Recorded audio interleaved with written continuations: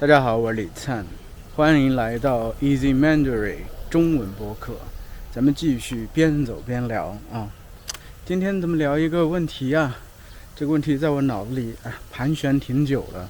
萦绕挺久了啊。我一直在想，什么事情呢？很多人可能很好奇，老师啊，你有这么一个让你一直很困扰的问题吗？啊，确实是啊。这问题就是中国人为什么那么不自信啊？其实说实话，这个问题它有两个层面。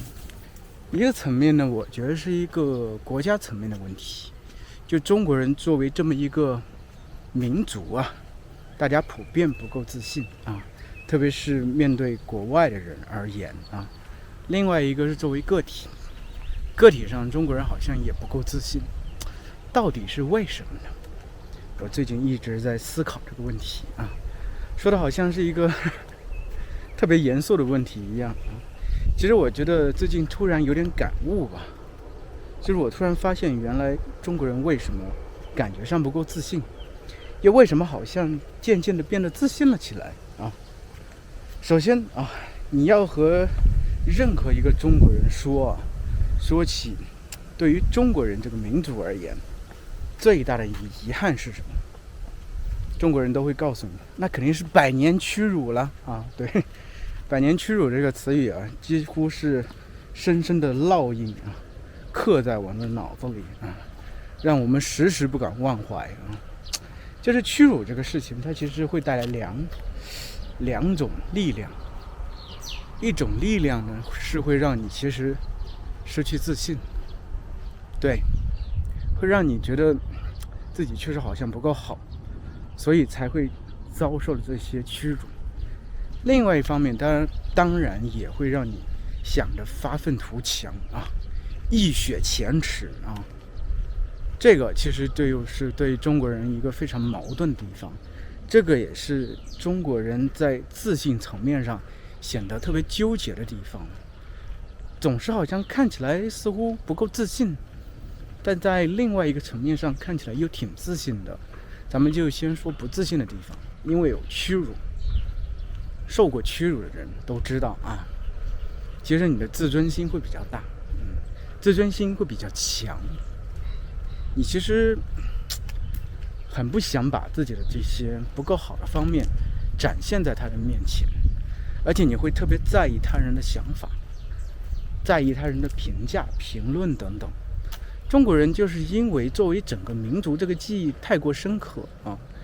而且呢，祖上确实阔过，中国有几千年的这个历史啊，曾经都是作为世界上最大的国家存在的，最伟大的文明而存在的。对，当然可能同时也有一些国家并行，比如说罗马帝国，对不对？但是中国自古以来是一个非常伟大的文明，而且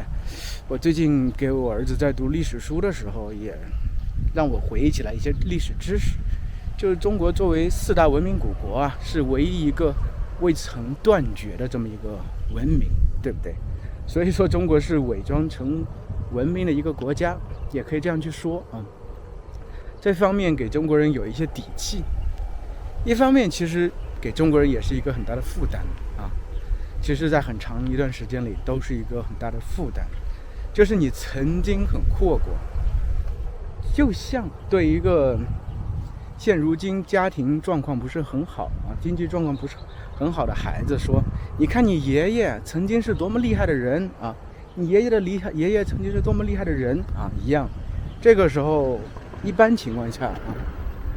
首先会让这个人呢觉得啊，我祖上确实阔过，我祖上确实很厉害。另外一方面也是一个莫大的一个负担，这种负担会造成一个非常大的压力，带来非常大的压力，让我们很难真正的就是说自信起来，因为我们很难真正感觉比过自己的祖上，所以这在一定程度上就会造成中国人不够自信。就是对比而言，特别是这种对比产生这种落差感。另外一个其实就是在整个世界的这个认知里头啊，我不知道是怎么说呢，其实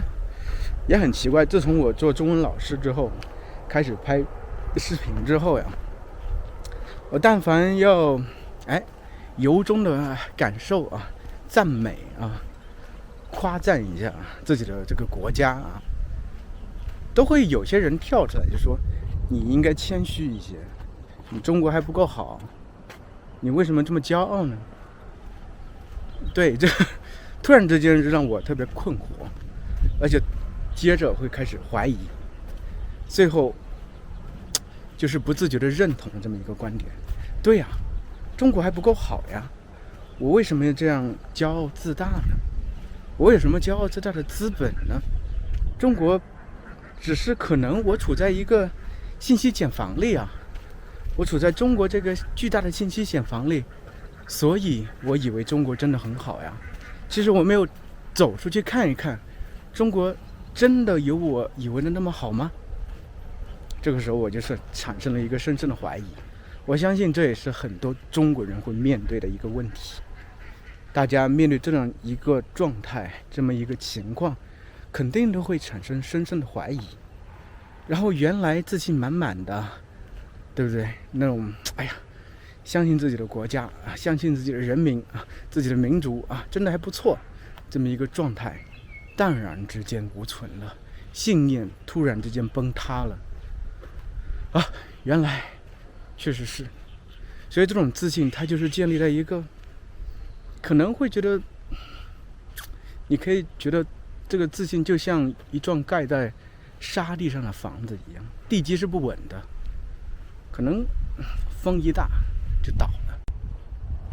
这个是第二一个层面。第三一个层面其实是涉及个人的一个方面。就中国人自古以来是比较谦逊的，不喜欢夸夸其谈的，而且这个涉及到就中国父母对孩子的教育方式啊，整体而言是打压式居多。就是说你还不够好，不要骄傲，不要觉得自己做的有多好。所以孩子从小到大接受的就是这种类型的教育，这种观念也会让他产生一个很深的自我怀疑的感觉。我到底应该做到什么程度才足够好呢？我到底这样说的对不对？所以其实对，还在另外一个程度，就是在学校里头，老师其实也不是特别鼓励你去表现自己，因为很多人都知道中国是集体主义的这么一种教育制度，所以我们在学校里教育的，或者说所提倡这种教育理念，并不是需要培养这种特别拔尖的人才，更多是一种社会的螺丝钉吧，就是标准化的人才，就是能把你放到哪里，你就能发光发热啊！对整个国家这个大机器，你是能贡献自己一份力量的。你不需要特别突出，你突出可能会被打压，特别是你的个性过于突出的话，绝对会被打压。这在我们这一辈以来是一个常态，现在的孩子能好一点点。我是觉得其实互联网呀，一方面让中国人打开了眼界啊，同时其实承受了非常多的这个心理负担，就发现原来国外很多人是这样过生活的，我是这样过生活的，我确实处处不如人呐。另外一方面，确实也让中国人有机会去真正的去发挥自己的能力，展现自己。因为人这个东西啊是这样的，内心深处所压抑的一些东西，一些感受，一些能力、感觉等等，甚至梦想等等，你总要找一个地方去宣泄，总要找到一个出口的。所以互联网给大家更多机会，所以中国人现在慢慢的大家也能看到越来越自信的原因，是因为大家在展现自我的时候，这种展现自我其实在从小到大的教育里头，以及整个民族性里头是不被推崇的。就说你就不能老老实实的乖一点嘛？对，中国父母最希望孩子从小到大的一个品质啊，最夸张的一个品质，反复的灌输的这么一个品质，就是乖。中国父母希望自己的孩子乖，但是乖的孩子说实话很可怜啊，他没什么个性。所以现在有这么一个互联网，让大家有更多的机会去展示真实的自己，有这么一个状态，其实中国人才慢慢通过展示自己，慢慢得到更多的反馈。对的，有这些反馈之后，才变得越来越自信起来。其实对国家层面也是如此的。中国人以前不自信呢，就总觉得自己矮别人一截，而且老被别人说啊，你的产品质量不好呀。特别是在我们成长的这么一个阶段里头，中国的很多产品在国外都被打上了这个假冒伪劣产品的，就质量不高这么一个标签，对不对？而且中国人的素质啊，中国人爱插队啊等等这些东西，好像在我们心里都有很深的烙印，所以我们也会相信、认可这么一个说法，就中国人真的是不如人的。但是慢慢的，好像通过互联网这么一个机制啊，大家其实在另外一个层面上，好像也有机会去看到不一样的自己了，也有机会去和大家别的国家人去做对比了。大家首先会发现啊，中国人首先会发现自己好像和别的国家人没有那么大的区别，因为之前是认定自己在各方面，不管是作为个人还是作为国家，是低于他人的，不如他人的。现在因为眼界打开了，自身的能力增强了，也有得到更多反馈了，中国人慢慢觉得，我好像首先我也不差呀，我和他人对比也可以呀，对不对？首先是这个样子，然后慢慢的，中国人发现，好像我们国家还挺好的呀。特别是从去年开始，对吧？ AI 这个产业，你像 DeepSeek， 今年的这个军事啊，也有一个 DeepSeek 时刻，就印巴空战，对不对？巴基斯坦用的是中国的歼10啊，这个就不去具体展开了。就这些东西都给中国人一个心理上的一个刺激，给中国人足够多的自信啊，原来是这么回事，我们国家真的是挺好的。而且现在有越来越多的外国人来中国旅游，他们看到中国很好的地方，发出由衷的这个赞美。当然还是有很多人在说中国不怎么好，有各种各种问题等等。但是说实话啊，一个人或者一个国家是不可能在每个方面都得到他人的赞同的、夸赞的，这是不可能的事情。所以在这个层面上，中国人慢慢的因为获得正面的反馈越来越多了，他就可以压倒一些负面的反馈。那么之前内心深处那种之前的其实甚至不是我们这一辈人经历的屈辱感，它就是一种100年的屈辱感，是一个民族的记忆，它慢慢就开始消减了。首先因为我们知道，我们好像也不是这个样子呀，我们国家也不是这么积贫积弱呀，而是越来越好了。